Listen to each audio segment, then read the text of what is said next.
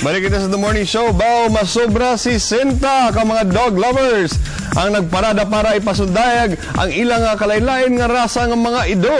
Mayar, sa report si Mark Salanga.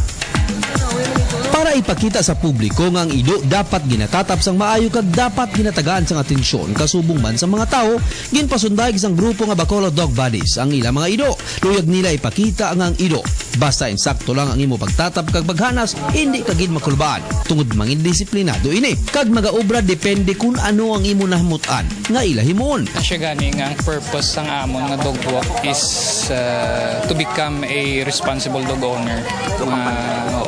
Mapakita man sa mga tao da bilang ina bilang naga-inflict sang sakit sa mga ido nila nga tani amo na yung supportaran tang ido ta palanggaon ta. Hindi lang patahom-tahom sang ido ang ilang tuyo kun naagintuga ang ini nga grupo. Isa man sa ilang kampanya nga hindi pag-abusuhan ang mga sapat, hindi pagsakiton sa baylo.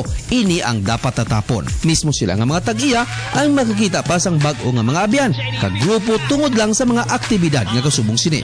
Nagahiwat man sila sang nagkalailan mga aktibidad, masami mga seminars and development program para sa eksakto nga pagsagod kag pagtatap sang ido. Mark Salanga, ABS.